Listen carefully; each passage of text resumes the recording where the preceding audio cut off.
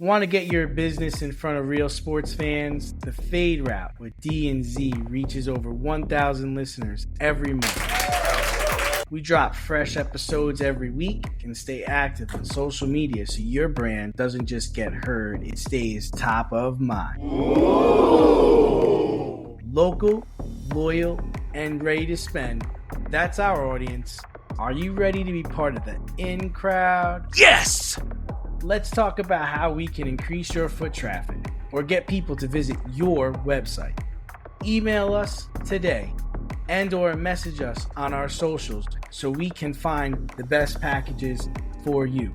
You can hit us up at faderoutemail@gmail.com and find us on our socials at Fade Route Podcast. Time to run the go route and talk to you next week.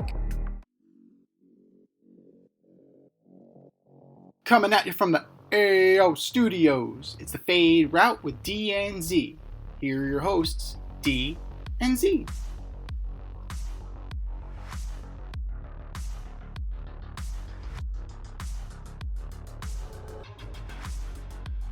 Powered by Riverside FM. Coming at you live from the AO Studio. Ayo. This is the Fade Route with D and Z. I am D, and we've got a great show for you tonight. Yes, Josh we do. Naylor is the first domino to sign, first player to get signed or agree to a contract. The Lions and the Eagles, are they in trouble?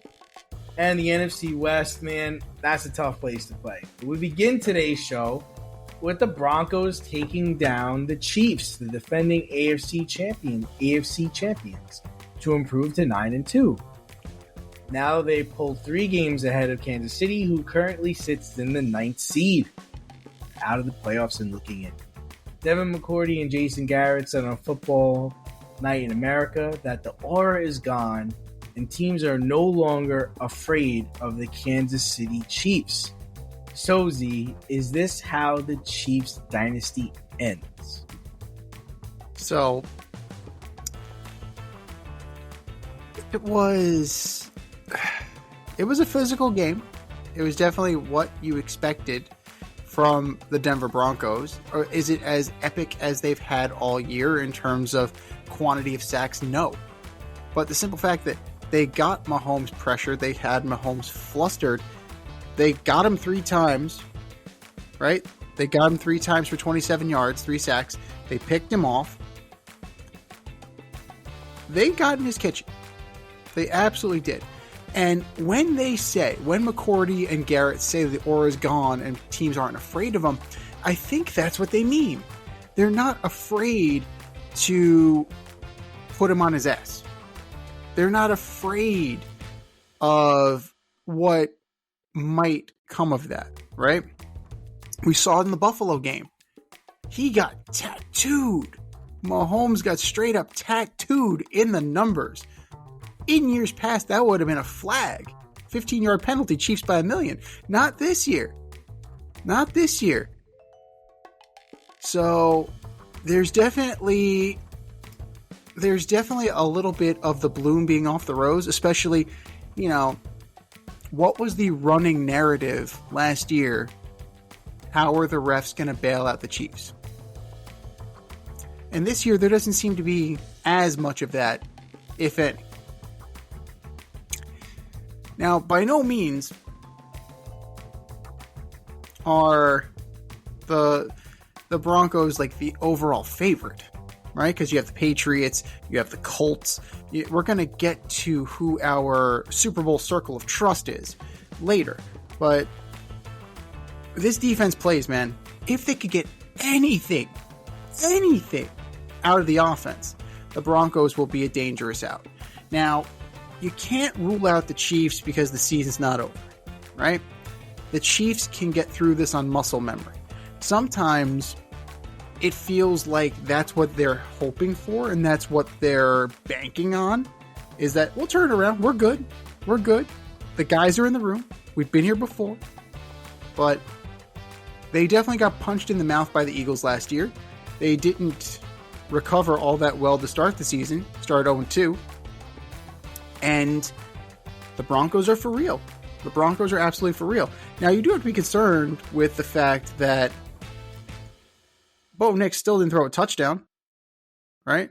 They beat the Chiefs and 24-37 for 295, no touchdowns, no picks. That's fine.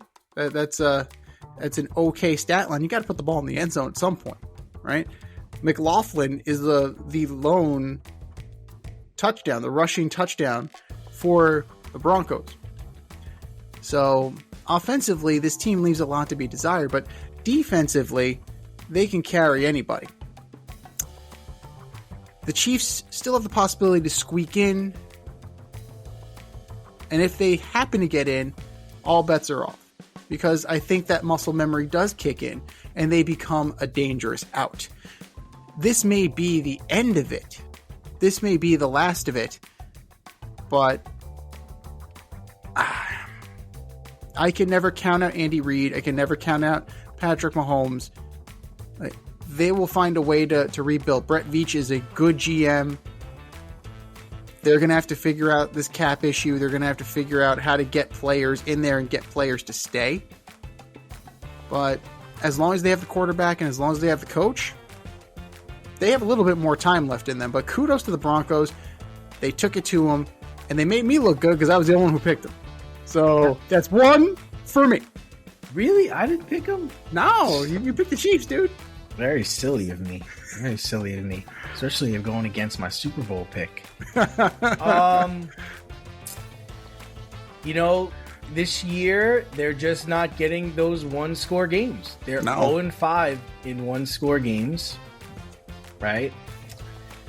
I think they only have 6 interceptions all season, and Mike Dana is tied with a couple of linebackers and cornerbacks with 1. Mike Dana is a defensive lineman. You got Kareem Hunt leading the team in rushing with 353 yards. Yikes. Kelsey's leading the team in receiving yards at 631. He has 4 touchdowns. I don't think it's the Orzy. I just think, they play a lot of backyard football, and it's just not working this year. Very few times does he drop back to pass and then flick it to where it's supposed to go. Most of the time he runs around, does a little dance, throws it downfield, and there's a guy that, broke coverage or was held, right? How many times do we see that happen where he scrambles around, throws the ball away, and all of a sudden it's 5-yard holding penalty, automatic first down, because you can't stay in coverage that long, right? No. So that's where I am. I don't necessarily believe with the aura. As far as, if they got into the playoffs, I don't know. I think going to Kansas City and beating Kansas City is a lot harder than if they were have to go on the road and play like Buffalo in Buffalo, or have to play Denver in Denver. So they are the defending AFC champions, and they definitely have, one of the best quarterbacks in the league, but, Rashee Rice missed a lot of balls over the weekend. They were there. He put it where it was supposed to go, and he didn't catch it. Bad interception in the red zone. He looked like, on that play, Patrick Mahomes looked like a backup quarterback. What did you think the guy was going to do? Let it go over his head? You threw it right at him. You rolled out to the right and you threw it right at him. And he's like, holy shit, he's throwing the ball right to me. And he caught it. It's uncharacteristically bad. They kind of lost the game on a play like that. They get 3 points there, or they get a touchdown there, they could possibly win the game. They hung in with the Broncos for 3 or 4 quarters, but that was because of the Broncos, right? So for me, I don't think the aura's gone. I just think the stuff that went right last year is going wrong this year. And your top rusher is Kareem Hunt, who looked exhausted on Sunday and looked like his body he looked like me trying to get up after falling down. It's oh God, somebody else run the ball, and And I thought defensively they played okay. They gave up, obviously that catch to Franklin, but for the most part they were holding Denver in check, and it sounded like Denver. Sean Payton said that at halftime he was very happy with the way they played because he felt like Kansas City was a first half team, and we're 6-6 and we're right where we want to be. So they were executing a game plan that they thought would work, and Denver did it without their best defender. Essentially they didn't have Surtain. No, Surtain was out, and they also did it without J.K. Dobbins, who their best running back was out. Done for the year. Where have we heard that before? So the Chiefs have to jump the Texans and the Jaguars. You're telling me the Chiefs beat them already, right? Yeah, I think those teams beat them already too. Well, at least the Jaguars did. Yeah. I mean, the way the Texans and the Jaguars are playing this year, it's possible that it could happen because the Jags are nothing special. The Jags are absolutely nothing special. Jags are terrible. Yeah. They're dog shit. The Texans are doing this without C.J. Stroud. So who's out again this week? Yeah, Davis Mills is probably going to play again. So Davis Mills 2-0 as a starter. Yeah. They're worse with C.J. Stroud. C.J.'s third week from a concussion, dude. Yeah. This is I believe this is the second or third year he's dealing with. This is probably the second year. No, wait, second or third year he's dealing with concussion, because I remember the Jets gave him a concussion. So I don't know what's going on with him. It's not pretty. But then you also have, technically the Ravens are behind the Chiefs, but they do have a identical record. They have an absolutely identical record. So you have to chase down the Jags and the Texans, but you're also being chased down by the Ravens. The Ravens are dog shit. The Ravens keep waving up this flag at everybody saying, we're terrible. Look at how terrible we are. We almost lost to the Browns. We're that terrible. We're so bad. We can't complete passes. We're running tush pushes with our tight end. We're terrible. Hey man, that design on the tush push actually worked, where he spun out and ran for the touchdown. Andrews, that was a good design. I thought that was a good design on their part. To beat the fucking Browns by that. That's the only reason why they won that game, is because of that play. The Chiefs converted a fake draw offsides. Like that, this is what they're resorting to this year. Like that, this is becoming the norm in the NFL. That backyard football that you're talking about, the fakes and the trickeration, and basically people are just going out there and playing. There's not that structure. There's not that, ground and pound. There's not the pocket passing. It's just scramble, make a play, let it play out as long as possible, and hope that there'll be a pass interference or an illegal contact or some kind of holding, and then there's your chunk play. I don't even need to catch the ball. I don't even need to catch the friggin' ball. Big Fork Brands brings bold bacon sausage, paleo pork jerky, and Chicago-style sauces to your table. Enjoy rich, smoky flavors made with sustainable ingredients and chef-crafted care. Enjoy an exclusive 20% discount with our promo code DNZ. Find them at bigforkbrands.com. That's 20% off using our promo code DNZ at bigforkbrands.com. So moving on to the ever volatile NFC South, where seemingly everyone but the Saints are in play to make a run at the top. The Bucs, the preseason favorite, seem to be backsliding after taking a beating against Buffalo, dropping Tampa Baker to 6-4. Meanwhile, the surprising Panthers beat the Falcons again. Panthers improved to 6-5 by and pretty much ended Michael Penix's season with a knee injury.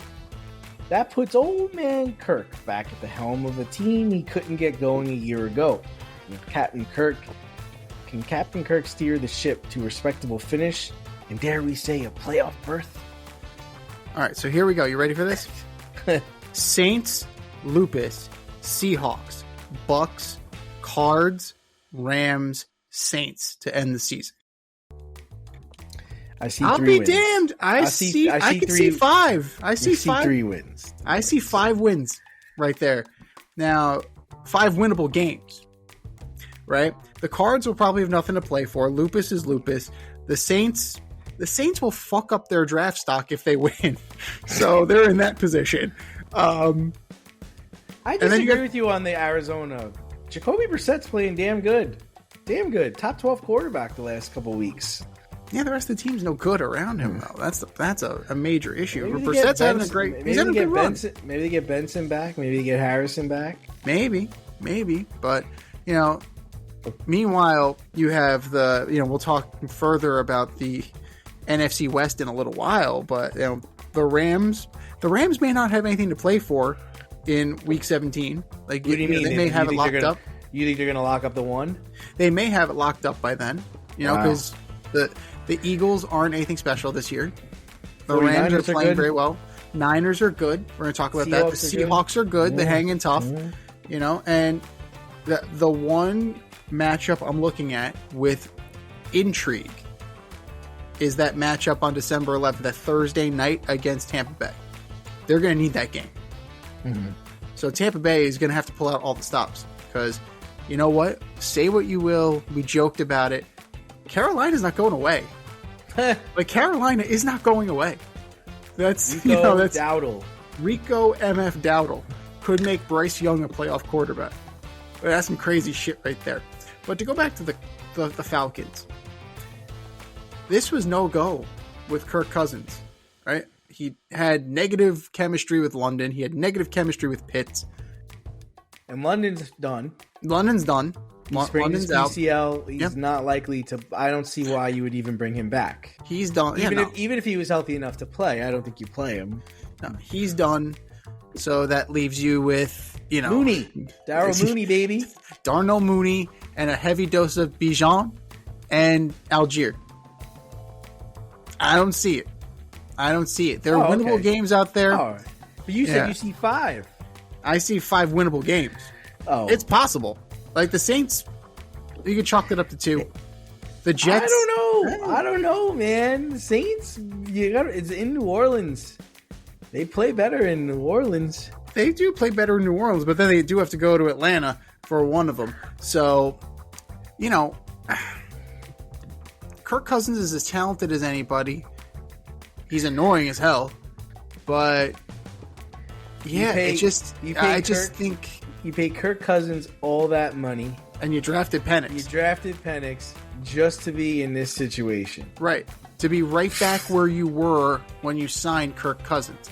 So, and I'm pretty sure the Rams have the Falcons pick. As crazy as it, something like that. I think the Rams have their first round pick.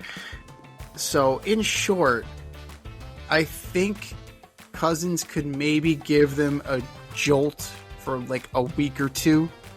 But then again, that jolt is also coupled with the fact that you're playing the Saints and the Jets. That's more about the jolt than anything else, is your competition. Because once you start getting into guys like Seahawks, you get into the Buccaneers, you lose me. At this point in time, Kirk Cousins is firmly a backup quarterback. He's good for a couple weeks. And even then, still not that great. He's not that great. He's very well paid. He's the Roger Dorn of the NFL. Forget about Dorn because he's only high priced.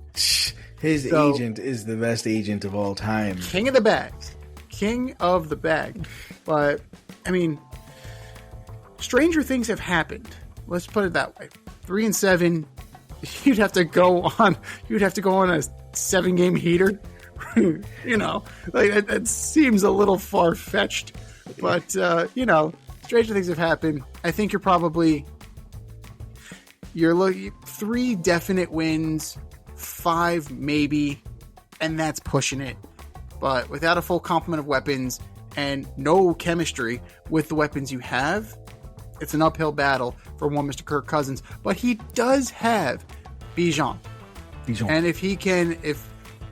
if Raheem Morris can remember that, hey, Bijan Robinson is actually pretty goddamn good, their shelf life is extended exponentially. Yeah, how about the Falcons passing on Ben Johnson, passing on Jim Harbaugh.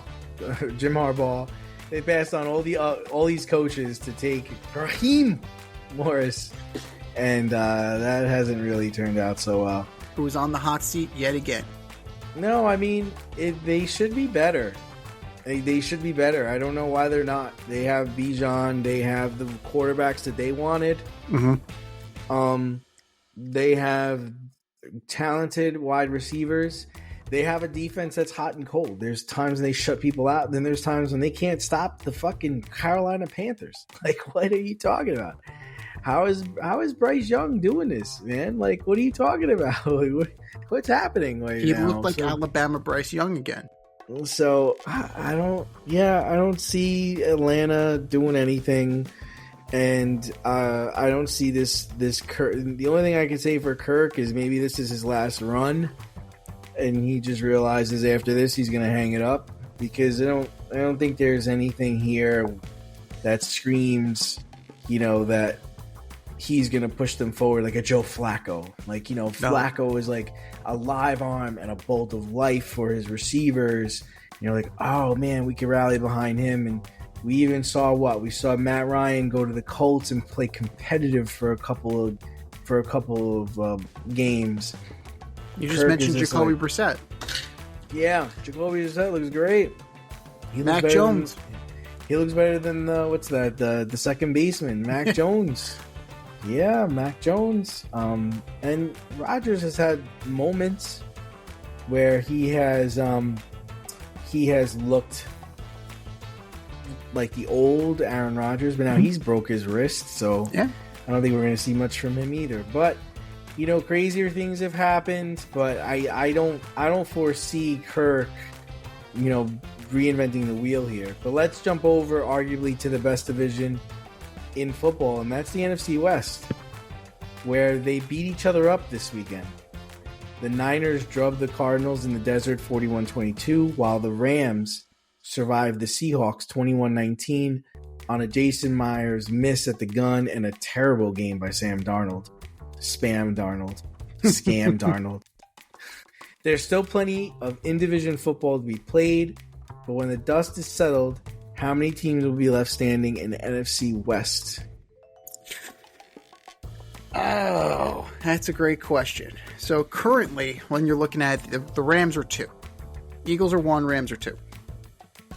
Seahawks. And you're okay with that, right? Yeah, it's fine. It is what it is. That makes sense to me. I can see it. I can see it shaking out that way. How about the Chicago Bears are 7-3? How? Chicago Bears are the 3. Chicago Bears are 7-3 and are in first place in the North. Wow. Just wow. Did not see that coming. Yeah, I would say one team's coming out of the North, right? You got one from the North, yeah. One from the East. One from the East. That leaves 3 in the West. And you could have you could potentially have 2 in the South. Maybe. I mean, Carolina, everything would have to break, right? If Carolina keeps struggling along, they beat all these teams. They beat all the teams in their division. Like, they can beat the teams in their division. They've proved they have a top 5 rusher. Let's be real. They have a top 5 rusher. They have a defense that apparently can stop people. Yeah, Carolina. So what are you leaning towards? You're leaning towards 1 in the South or 2 in the South? You can be honest. Don't let me sway you. I'm thinking 1. Okay. Because when you look at the caliber of the other teams, right? We didn't mention the Packers. Now, the Packers and the Lions, like, those guys will beat each other up, and I think the North will take 2 because the quality of competition is better in the North than it is in the South. Okay. That leaves us with 3 West teams. 4. Now the question is, like, who is it? And I'm not even that confident in the Niners. What do you mean? Who is it? If you're gonna say there's 3 teams coming out of the West, there's only 3 teams. Now, but where are they going to be? Where are they going to finish? In the seeding. Yeah. Now the Rams, I think they're head and shoulders above the other 2 teams. Can I trust that the Niners aren't going to get hit with another injury bug or get derailed again? I can't trust that because how many times do I have to see it? Yeah. How many times do we have to see at the most inopportune time that Kyle Shanahan's system fails their quarterback, or Christian McCaffrey gets hurt again, or Ricky Pearsall gets hurt, or whatever, or George Kittle, whatever. It's going to be somebody, and it's going to be at the worst possible fucking moment. So I have more confidence right now in the Seahawks in that I trust that they'll stay healthy to a degree. Now, if Sam Darnold plays the way Sam Darnold played, we're probably going to flip that. We're probably going to flip the Niners up. The sad part for me is I think on Sunday we saw just who Sam Darnold is, right? Yeah. That's who he is, guys. Yeah. It's like when he plays and listen, the Rams and the Seahawks are some of the Rams, the Seahawks, those guys all play really good defense. So let's not pretend like, he wasn't going up. He's not playing against trash, so. No, but that's the thing though. Like when Sam Darnold plays against quality competition, right. You saw it in the playoffs last year. Right. He can't live up to the moment. He can't rise to the occasion. They're bad. I mean, one of those probably wasn't his fault, but the other three were. Yeah. And despite throwing 4 interceptions, they still almost won the game. They were still in it. They still were in it. So we found out who Sam is. We've known who he is. Sam is very good. But he's good enough to get you beat. He's firmly in the good enough to get you beat category. He is 100%. And they have enough talent on that team where they can overcome his flaws. Yeah. And maybe that's what Minnesota realized and got rid of him, because they figured out, you know what? For as good as he is, we're not, and as good as we are, we're not good enough to overcome his flaws. Right. And it's worth us trying to find, another guy that we can maybe play around. I have the Rams going to the Super Bowl. I had that. I still have that. So for me, that's an easy one. The problem I have with the 49ers is they're just too beat up. And I just don't trust them. I mean, do you trust them? I don't really trust them. I don't trust them at all. Historically speaking, I can't. And for the Seahawks, they have Sam. Mm-hmm. They have the best wide receiver in the league statistically this year in Ajigba. AJ Barner is a decent tight end for them. They're playing excellent defense. So I have them at 2. And then I have the 49ers at 3. I don't. But you have all 3 as playoff teams. Do I? Yeah, I think you know what? Because on the outside looking in right now, the next 3 teams out of the playoffs, Lions, Panthers, Cowboys. Yeah, so for me, I would probably say that I only have 2 coming out of the West, and I'll have 2 coming out of the North. I think ultimately the Lions and the Packers, depending on Jacobs' injury, will be the 2 teams that come out of the North. I don't believe in Chicago. I don't believe in Caleb Williams. I don't believe in the smoke and mirrors that they have going on there. I believe they're coming. I think they've shown growth this year. They've shown depth. They have Manungai, who seems like he can run the ball. Loveland has showed in recent weeks that he's a difference maker. But Caleb still is missing guys. He's missing guys. Bad. He has improved. I think we do need to give credit where credit is due. He has improved his escapability. So he is not taking those sacks like he was under Matt Eberflus. Yeah. So there is something to Ben Johnson's system that fits him a little bit better. So, I mean... Swift has been a disappointment this year. Yeah. The defense, I can't name anybody in their defense worth a damn. So, I mean, just from that perspective, I think that the Packers have shown glimpses. I believe in Jordan Love. I want to say that I think Matt LaFleur has done a nice job with his team there. Whoa. I do. I think he did. And then I think the Seahawks, and Kenneth Walker's healthy. Charbo's healthy. They've got a good system working there. And their head coach is a former Raven. He knows how to coach defense, and it's a tough place to go up and play. If you got to go to Seattle and win a game there, that's definitely not easy. No, and the 12th man definitely plays a big role in that. And they hung in and almost beat a team that I think is the best team. I think the Rams have the best defense in the NFL, like top to bottom. I think them and the Eagles probably have like two of the top defenses in the league. And despite 4 interceptions, you only lost by 2, and really 5 feet to the left, and you win the game. And maybe that might bring them down too, as their kicker. Neither team is a good kicker, so we'll see what happens. But now moving on to the Sunday night special, as the Eagles squeaked out another win, topping the Lions 16-9. Jared Goff looked overmatched by the Eagles D, while the Eagles offense sputtered yet again. Who's in more trouble, the Lions or the Eagles? Well, Dan Campbell took over play calling offensively, and this is what he mustered. 255 for Jared Goff, 1 touchdown, 1 pick. They were in his kitchen all night. They were going for it. They're going for it on 4th down. I think Amon Brown had 12 targets, 2 catches.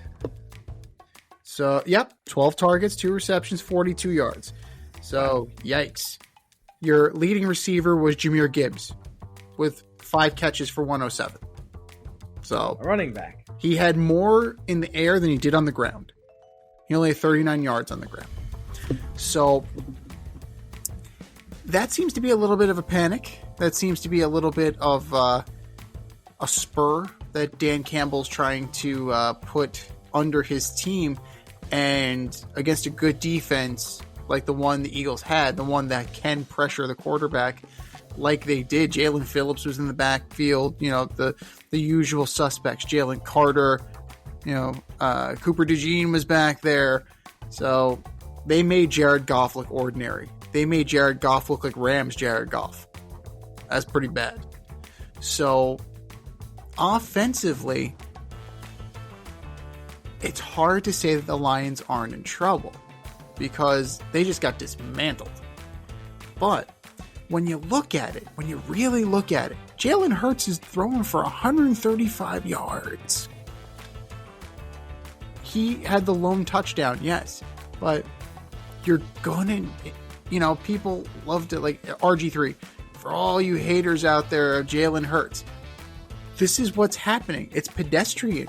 How about A.J. Brown? I want to say he had 11 targets, 8 catches for 46 yards. Something like that. 7 for 49. Close. 7 Useless. for 49. Nailed it. On 11 targets. Yeah. So, and it's not like Saquon had a great day either. 26 carries, 83 yards. So, and Devonta Smith, I know, didn't get many targets. I think he had 1 catch. 1 catch for 8 yards. Nailed it. So, the Eagles have to figure this out. Yes, they're the defending champions. Yes, they steamrolled the Chiefs. But they're in a little bit of an identity crisis right now as well. Like, what are they?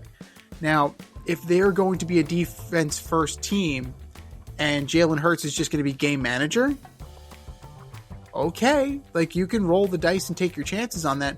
But I cannot guarantee you that you're going to survive against the Rams this year. You narrowly survived against the Rams last year. And in reality, the Rams should have beaten you, but they didn't. We're talking about an 18-second, just 18 seconds. They were 18 seconds away, and they couldn't get it done. So, because the defense is humming on all cylinders, I'm going to give the Eagles a little bit of a pass because they do enough to win. The Lions, their defense was not great to begin with. If Aiden Hutchinson's not rushing the passer, it's very ordinary. And now you have a very ordinary offense. The Lions are in trouble right now. And they're on the outside looking in. Could they still make the playoffs? Absolutely. But no more than like the 6th seed at best. Yeah, so for me, I think in the long run, I'm probably more concerned about the Eagles. I think the Lions have the ability to put up points. They definitely have the ability to rush the passer.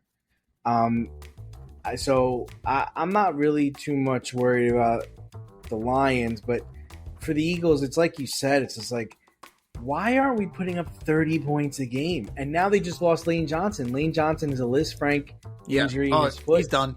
He's not coming back until the playoffs, if that. And it's just like, I believe they have a losing record when he's not in the lineup or he doesn't play, compared to plus probably 20 when he does. So I don't know. I've watched a lot of the Eagles games this year, and I don't, there's no urgency. There's no aggressiveness. It's like they run plays and it's just like, all right, let's go run another play. Like there's no excitement. There's no love for what they're doing. Like, yeah, AJ Brown got 11 targets and he caught 8 passes or 7 passes, but for 46 yards, 49 yards, and no touchdowns. What happens? They get into the close and it's the tush push.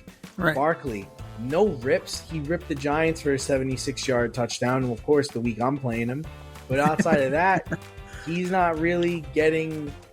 You're not going woo, whoa. You're not blown away by what they're doing offensively. And Jalen is just. I mean, he just doesn't have that. He just doesn't seem like he's got any urgency. He doesn't seem like, he's trying to push the ball downfield. And there's a reluctance to run, which I really don't understand, because that is the bread and butter of the team. Like, if you threaten the team with Hurts running, then okay, all of a sudden we can't play man on AJ Brown. We can't play man on Devonta Smith. We've got to switch up our coverages, and that's when you can take advantage of them with the pass. Again, maybe they're just worried. Maybe they're just worried about getting their quarterback hurt. Maybe that's what it is. But honestly, they've got to change it up. They should be taking more shots. They should be running the football more. I want to see Jalen Hurts running more, and it is because he's my fantasy quarterback. I'm not gonna lie. Gosh damn it! I mean, you're getting all those touchdowns, so you should be excited about that. And he's I think he's only thrown 1 interception all year, and he's only fumbled once all year. He's been good, but there is a very conservative approach to the offense, and I wonder how much of it is due to the AJ Brown bullshit. I wonder how much of that is. I think he has something. I think AJ's got a point. I think he should be frustrated. I think he's like 6'5", like 265, man. He's a monster. Mm-hmm. What? Why isn't he just running by people? Why isn't he Calvin Johnsoning this shit? Like, what's happening?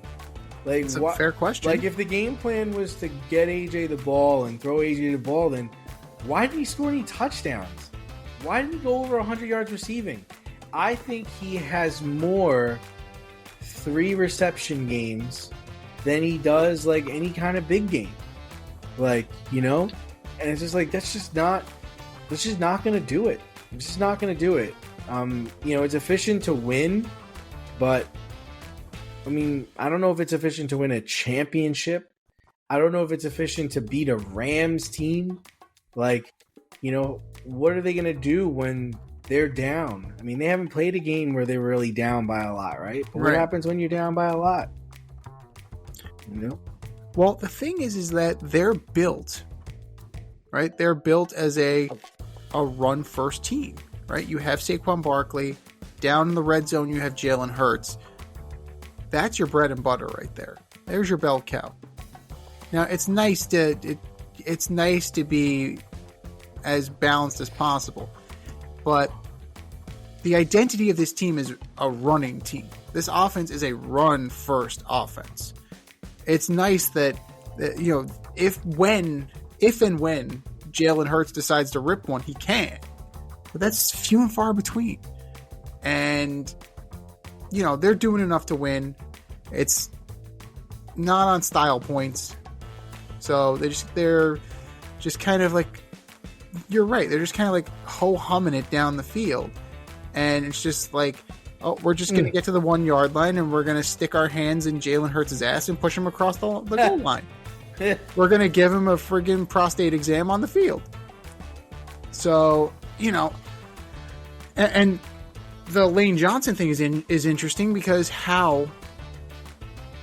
yes, the next man up, but Lane Johnson's one of the best right tackles in the league. Like, how are you going to replace him? Like, yeah, the guy that's coming in is good, but he's not Lane Johnson. And is he going to effectively block during the tush push? Right? Because Lane Johnson's very good at that when he's not false starting on every play. Right. So we're going to see how, and we're going to keep an eye on like how that line play affects Jalen Hurts' play, how it affects Sirianni's play calling, and maybe they do have to open it up a little bit. I don't think he calls any plays. He's kind of like that Jim Harbaugh CEO type, guy, or John Harbaugh kind of type. Yeah. But if they can't run block, like they're gonna have to start ripping some passes here, and Jalen Hurts is gonna have to, open back up and show that he's the guy that people think he is. When owning a home, it's important to have heating and cooling professional available when things go wrong. Air Care Technicians is a veteran-owned HVAC company servicing the Westchester area. They are licensed to service, repair, maintenance, and replace all HVAC units. If your unit is not running properly or you would like to improve the air quality in your home, contact Air Care Technicians for a free quote.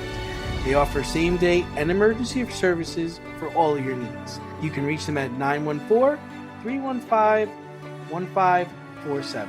Air Care Technicians, 914-315-1547. We're officially 2/3 of the way through the season, which is absurd. This is week 12.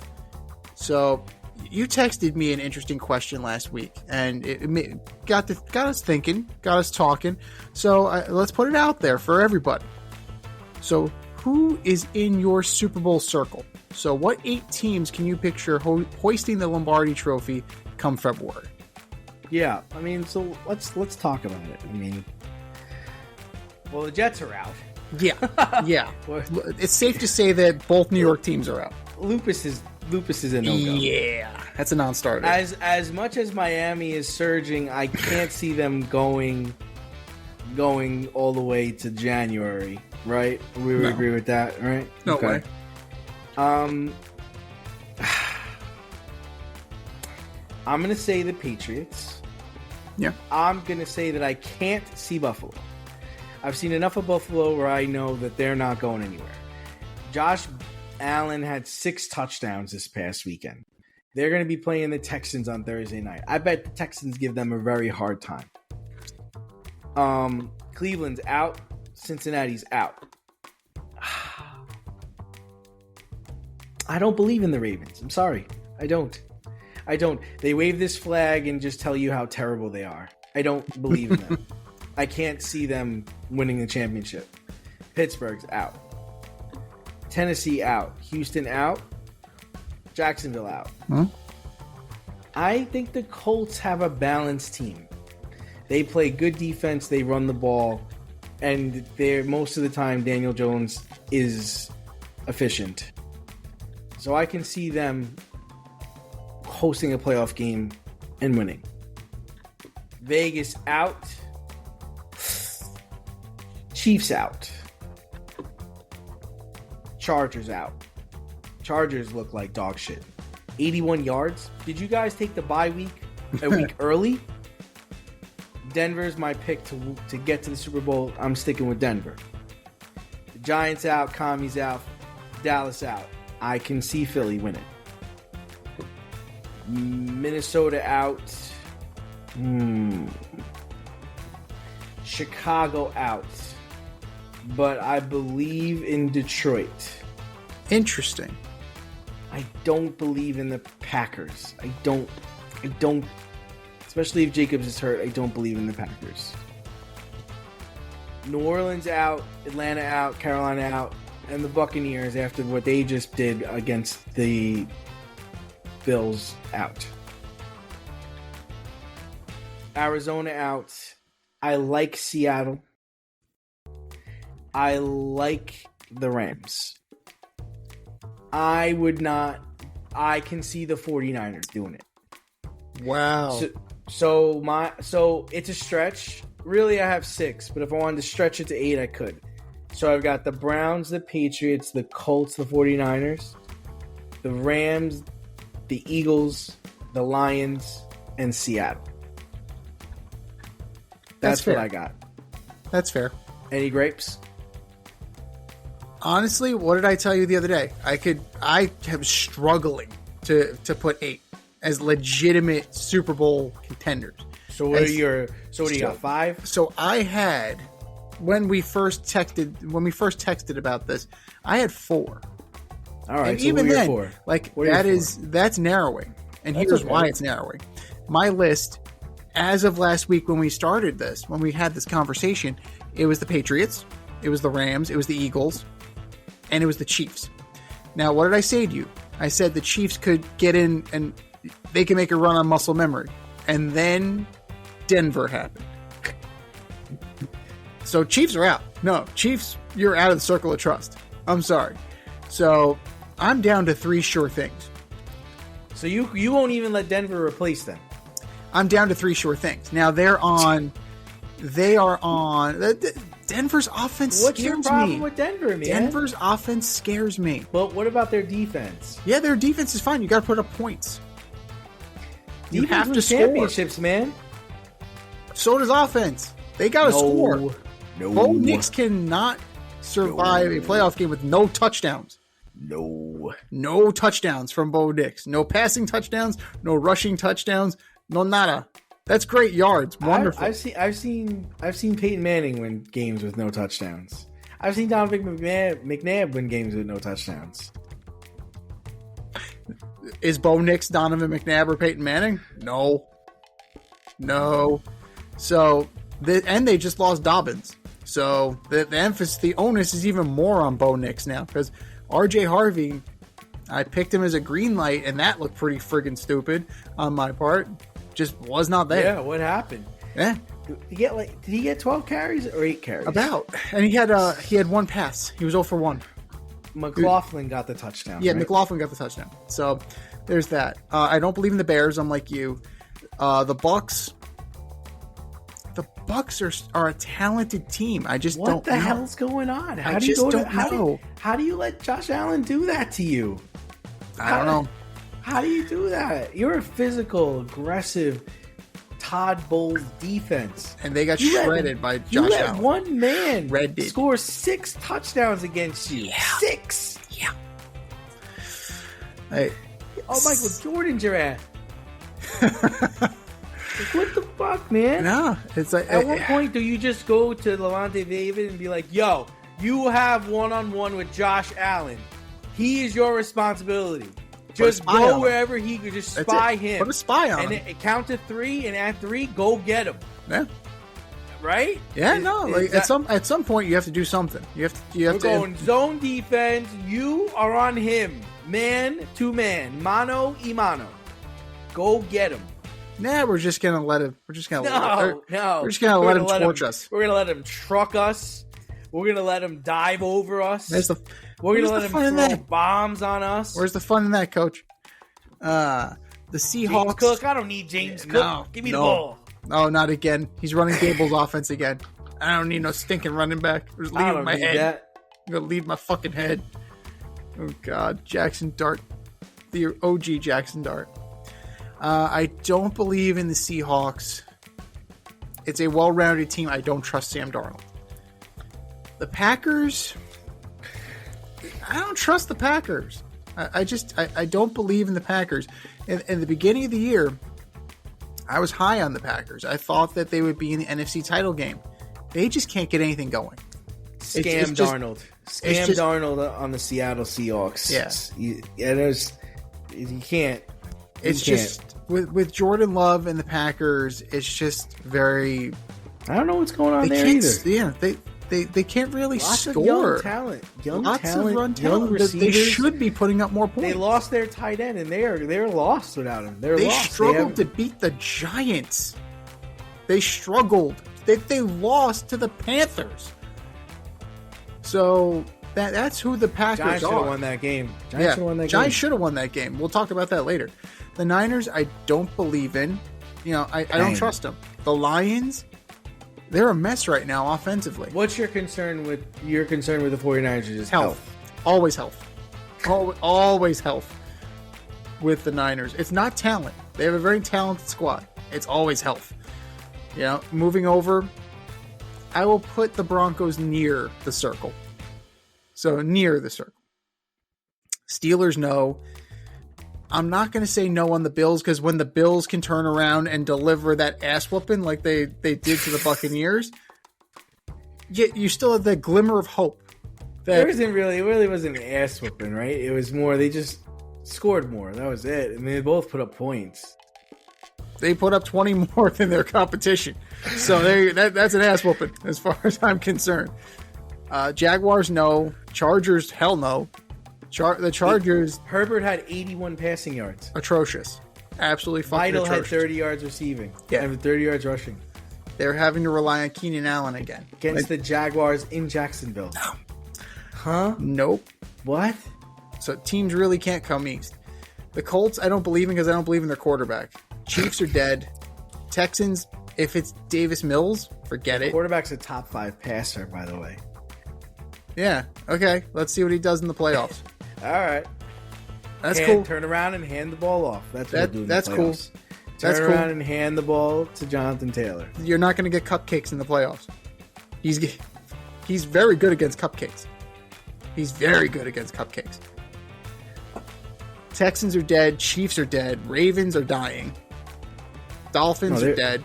The Ravens are dead, dude. Yeah. Bengals, dead. Raiders, dead. Lupus, dead. Titans were never alive. And the Browns are dead. So, realistically, 5 teams. 5 teams. That's all.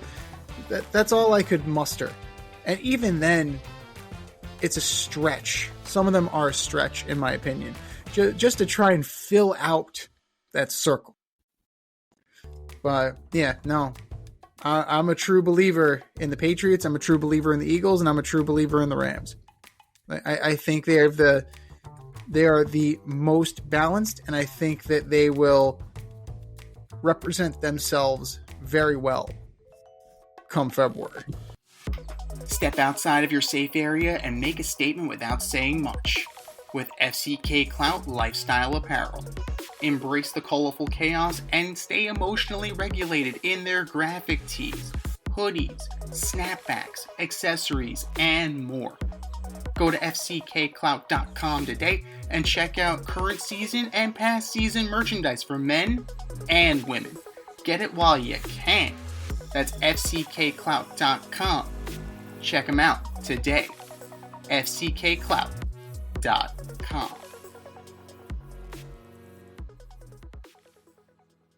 All right, so moving over to baseball, as the first free agent domino has fallen, Josh Naylor has re-upped with the Mariners for 5 years in the $90 to $100 million range.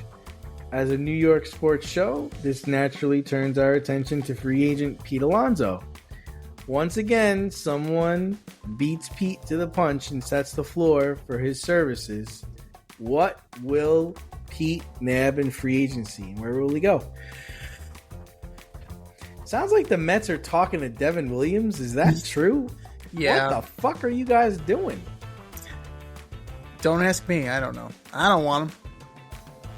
So the idea is that they're going to bring in Williams as the setup man and re-up Edwin Diaz, and then you're going to have a back end of the bullpen. Diaz is going to LA. Diaz is going to be a Dodger.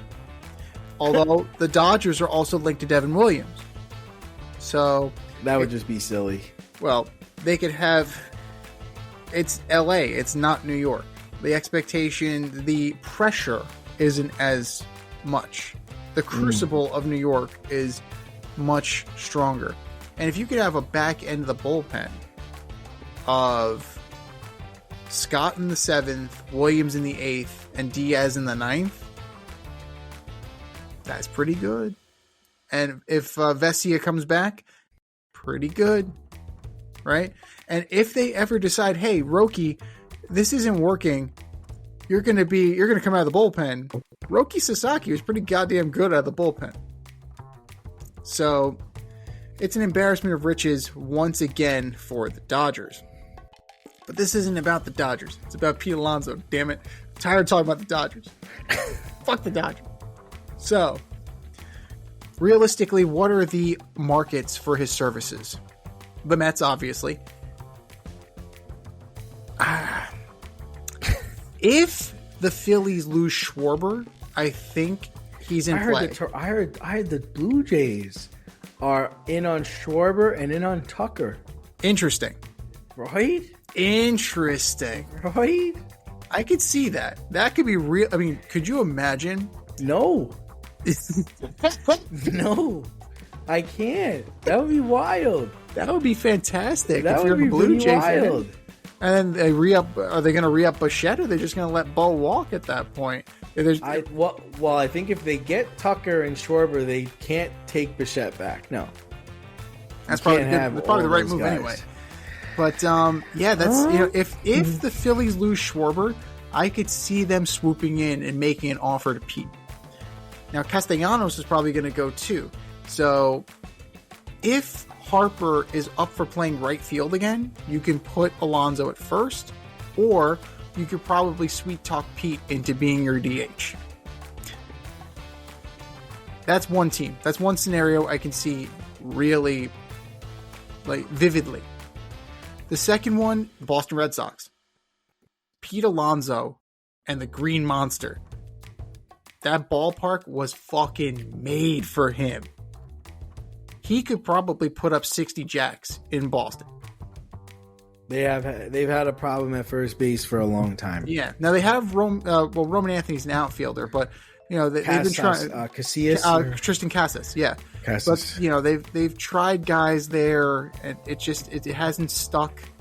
It hasn't stuck for a while, but Pete could play absolutely in Boston. So that's two of them. I know you love the Giants. I don't think he would go there.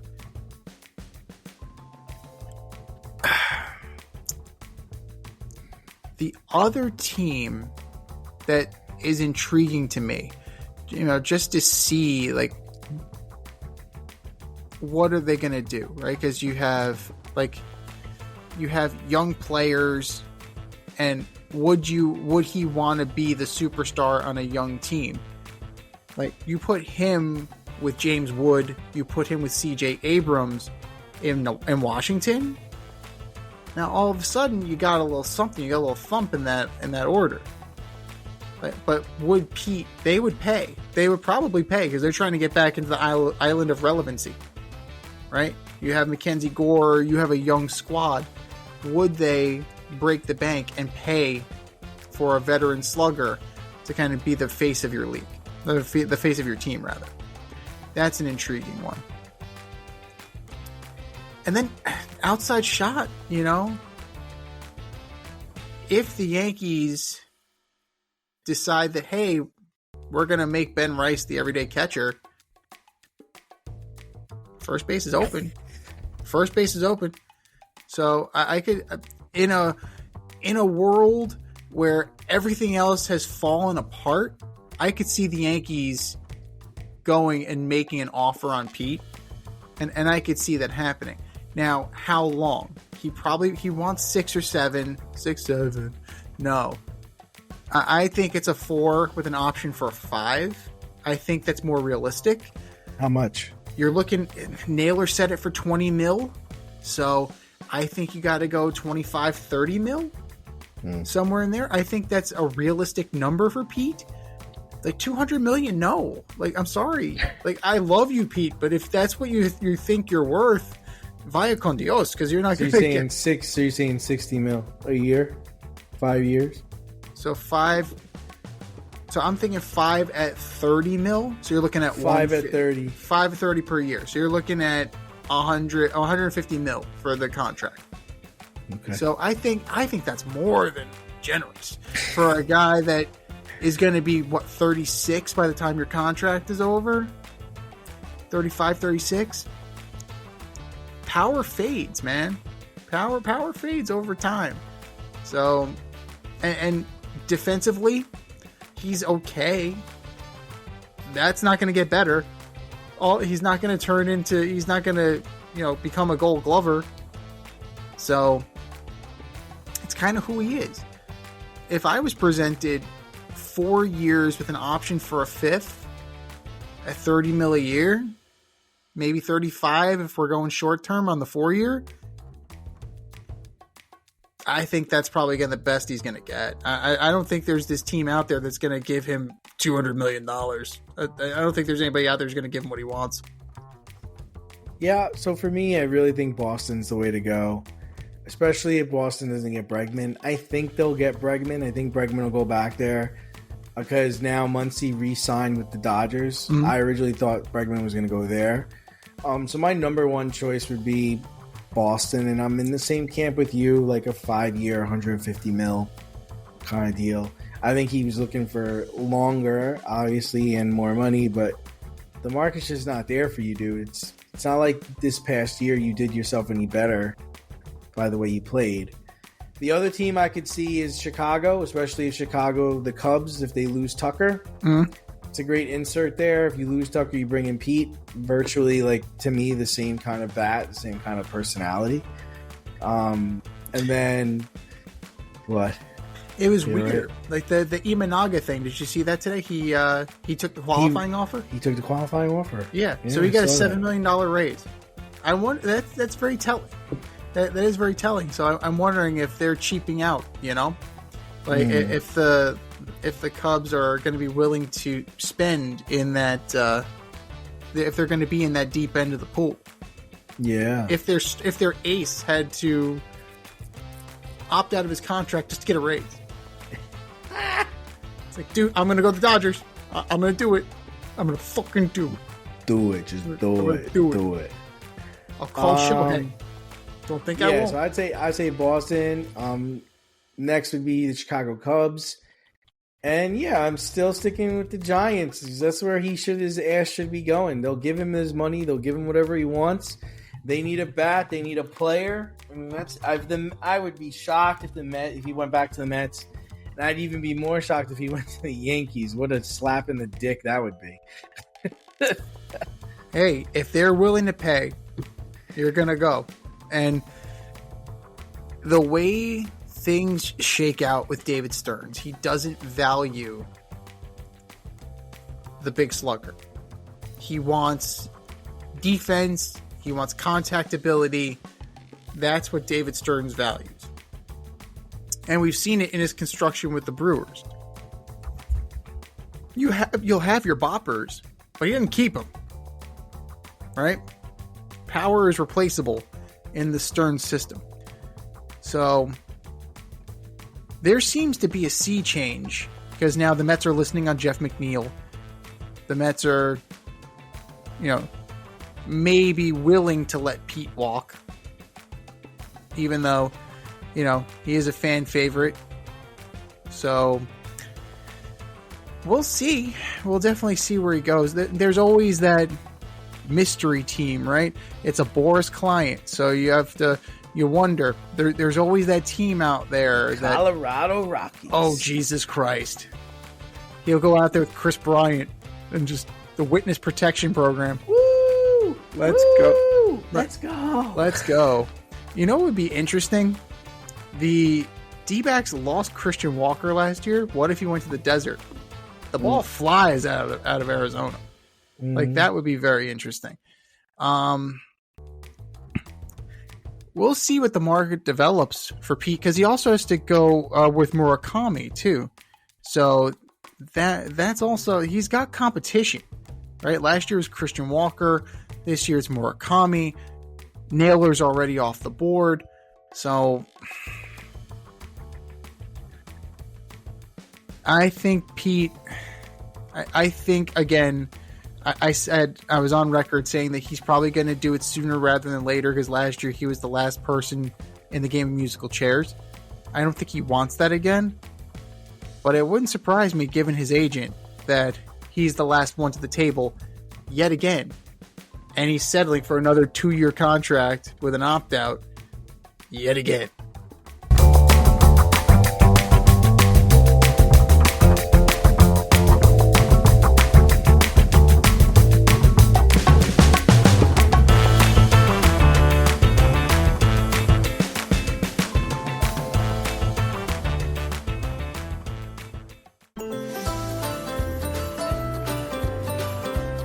Avoid messy accidents. Get better stopping power with your brake pads. Callahan brake pads. You never know when you'll be driving in the road and there will be a truck tire that you need to avoid and save your family.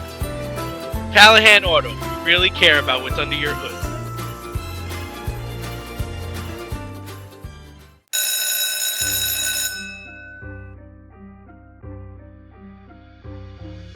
Time to put some grades in. Welcome to the classroom.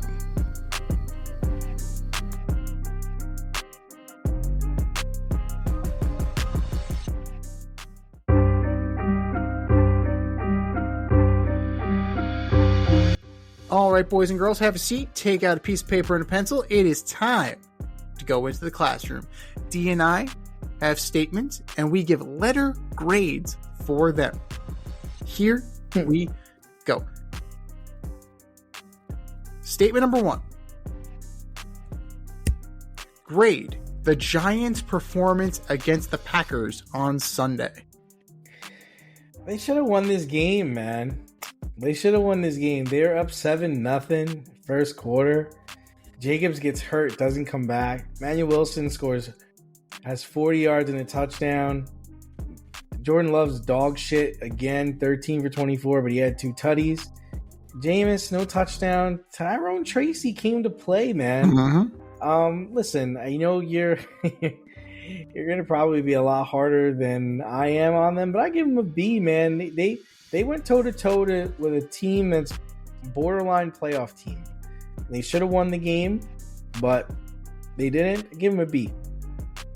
We're in the same stratosphere. I'm actually gonna give them a B+.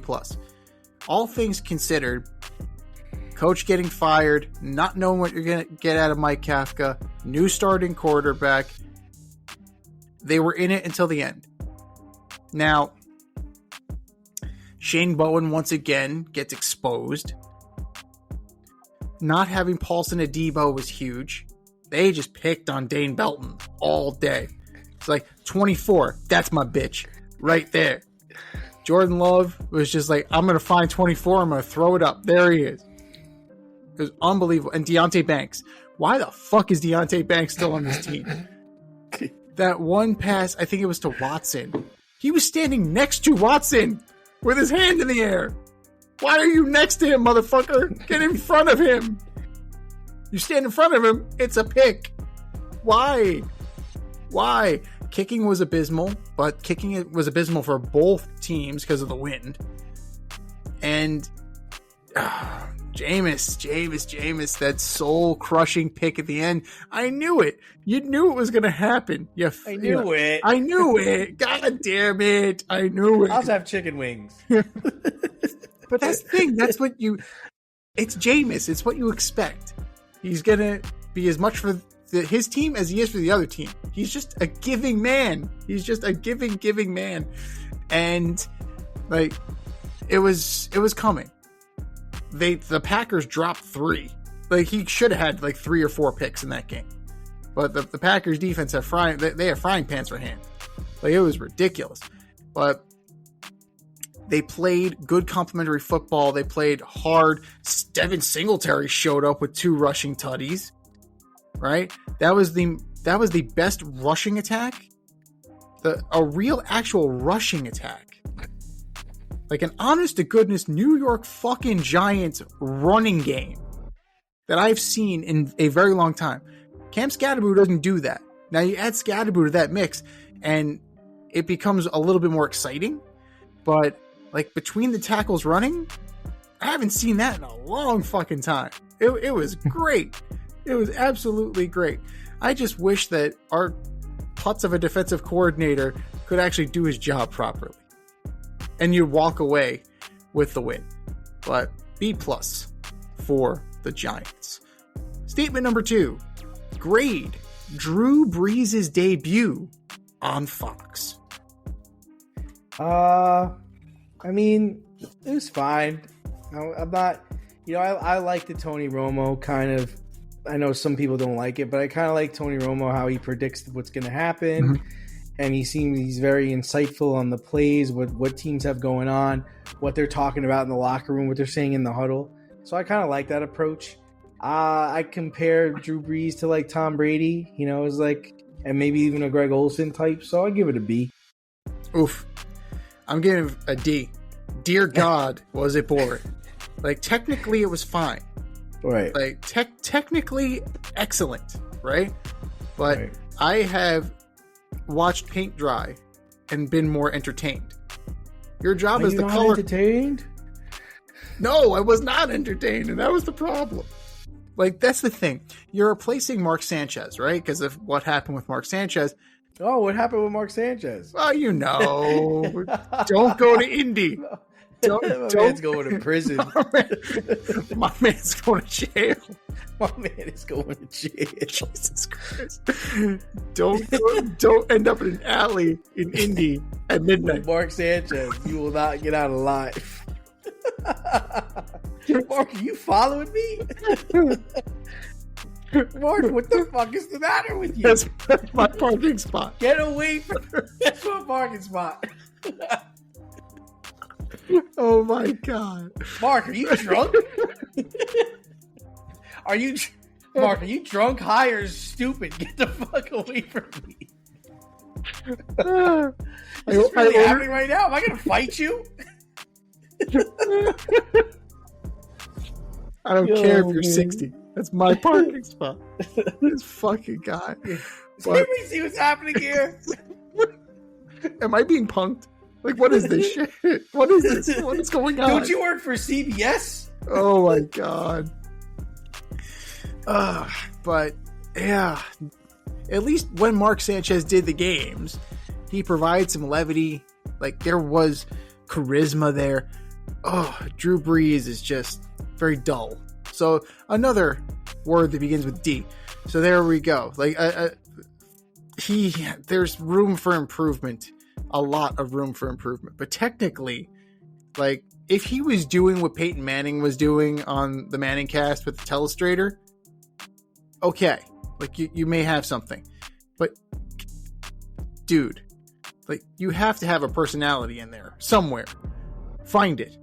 Or you'll be the way of Jason Witten. I don't know where it is, but find it. I don't know where. Dig down deep. They have to. You have no choice. You find it. God damn it. Statement number 3. Grade Tua's idea of an NFL game in Jerusalem. Where did that come from, dude? CTE. That's where it came from. I think Dubai is probably like the next spot, right? That's probably where they're going to wind up playing next. That makes a lot of sense. Yeah. Don't think the NFL is going to be rushing to go to Jerusalem to play a national football game. I'm going to give you an F there, Tua. But I give you an A for the way you guys have been playing the last couple of weeks. Yeah. I don't know if you can save McDaniel's job, but damn, those boys are playing, Z. They're playing. They're playing hard. They're playing 4 quarters. They play all 4 quarters, that team. That team plays all 4 quarters. They turned it around, man. They're turning it around. So I don't know. I don't know what got into them, but they are definitely trending upward. I mean, they're going to make a run at it. I mean, it's not going to do any good, but hey, they have pride. This is what's new. A new development in Miami. They actually have pride. NFL in Jerusalem, complete F. Absolutely not a good idea, especially with what's going on Gaza, what's going on politically. Yeah, Jerusalem is probably not the place, right? You had so many other options. You had so many other wonderful cities around the world that you could have chosen. That one's gonna be a no-go. Jerusalem's gonna be a no-go for a long time. We're gonna pass. Yeah, it's gonna be a hard pass. I like the Dubai idea. I mean, everything else is in Dubai. Why not the NFL? Yeah. Why the hell not? You just had Madrid. It was fine. It looked like anywhere else. You do the London games. It looks like anywhere else. So, if you're committed to the bit at this point, you might as well just go with it. But I think you have to choose a country that's not besieged by war. That's probably, a good idea on the geopolitical stage if you're Roger Goodell. And probably shouldn't listen to Tua on some things. He's still trying to figure out if his teammates are going to the meetings or not. Ooh. Yeah. So he has to figure out where his own meetings are. So it is what it is. F. All the way F. Those are our grades. What are yours? Hit us up. FadeRouteMail@gmail.com. Slide in our DMs on IG at FadeRoute Podcast. Drop us a line on X at FadeRouteDNZ and let us know what you graded these assignments. But for now, class dismissed. Your favorite podcast has its own merch line now. Go to the Fade Store with DNZ.com today and check out our releases in apparel, accessories, drinkware, and more. Ever wanted an Alleged Superstar t-shirt? We got those. You want some yoga pants? We got those too. And we're not done yet. We have a lot of exciting collaborations and new products on the way. But check out what we have now at the Fade Store with DNZ.com. That's the Fade Store with DNZ.com.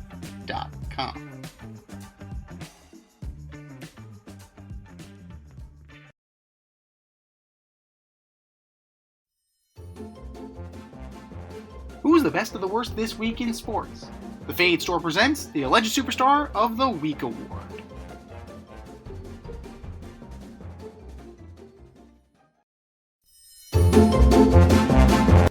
All right, boys and girls, you know what time it is. It's time for the Alleged Superstar of the Week. You know how it goes. We put up a poll on our X account at FadeRouteDNZ and our Instagram poll at FadeRoutePodcast, and you vote. And you vote, and you vote, and you vote. And the winner of said vote gets a shout out on this here show and takes home the absolutely coveted ass trophy. And do you know who took home the coveted ass trophy last week, D? I don't. That would be Major League Baseball. What else is new? You get in bed with gambling. This is what happens. You wake up, you go to bed with dogs, you wake up with fleets. But that was last week. This is this week. Who are your nominees for the Alleged Superstar of the Week? D. All right, so first up, I've got the wide receiver on the Cincinnati Bengals, Mr. Jamar Chase, who decided it was a good idea to spit in the face of Jalen Ramsey and now has been suspended for one game. Where did you think this was going to go, bruh? And then denies it, and it's clear as picture. In the camera, you can see him spit on him. You see it, and then it's just hanging from his helmet. Jamar Chase, you are my Alleged Superstar of the Week. Have learned nothing from Jalen Smith. Unbelievable. Next up, I've got the head coach of the Cleveland Browns, Kevin Stefanski. Rumor is Shedeur Sanders has had 0 reps with the first team prior to playing against the Ravens this weekend. That's not possible, right, Kev? Right? I mean, we're going to give him a 5-6 a week with the first team since he's the backup quarterback and your team is trash? Nah. Kevin Stefanski, you are my alleged superstar of the week. And last but not least, Shedeur Sanders. Ooh.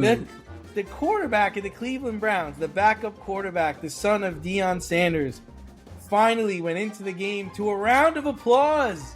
Put his hand up in the air. Was telling the crowd to get loud. Get loud. I'm coming in. I'm finally playing. Oops. To go 4 for 16 for 47 yards and a pick. Oops. I get that you didn't get first team reps, but dude, you always got to be ready to play, especially when you're the fucking backup quarterback, man, on a trash team. You could have won that game. Shedeur Sanders, you are my alleged superstar of the week. What do you got, Zeke? I mean, you can't argue with any of them. None of them. Shedeur Sanders in particular. Like, this is what people were clamoring for the whole time. And he got his house broken into. So that was just insult to injury. It's going around. So bad day made worse for one Mr. Shedeur Sanders. I am going to start with Dylan Dennis. So a former UFC fighter in the camp of Conor McGregor. He's now banned by the UFC after being a part in a cage-side brawl with UFC welterweight champion Islam Makhachev's camp prior to UFC 322 at the Garden on Saturday. So this Khabib-Conor McGregor beef is not dying by any stretch of the imagination because a putz like Dylan Dennis won't let it go. So, Dylan Dennis, find something else to do because, you just got banned by the UFC. Figure out a new line of work, son. Dylan Dennis, you are my alleged superstar of the week. Number 2, Texas football. Getting spanked by Georgia 35-10. Further tarnishing a season that started out with a preseason number 1. Yikes. Tons of hype for Arch Manning. And, real competition? Nah, we don't want that. Nah. Texas football, you are my alleged superstar of the week. Number 3, the Chargers. The Los Angeles Chargers. Jaguars 35, Chargers 6. 81 yards for Justin Herbert. This is not a nap time situation anymore. This is a full-on coma. Like they've gone beyond the traditional Michael Wilbon nap. They are officially in coma territory. Los Angeles Chargers, you are my alleged superstar of the week. And an honorable mention to Virginia Tech hiring James Franklin. You know what you're getting. You know what you're getting. Let the buyer beware on that one. Virginia Tech, you are my alleged superstar of the week. I think we said our piece. Go to our X account at FadeRouteDNZ and our Instagram poll at FadeRoutePodcast and vote. And for our nominees. You're better than that. Just do better. Just do better. This has been the Fade Route with DNZ. Thanks for tuning in tonight. Catch our podcast on Wednesday nights on Spotify, iTunes, iHeartRadio, or wherever you listen to your podcast. So until next time, stay fade, everyone. Time for us to run the go route. We'll talk to you next week.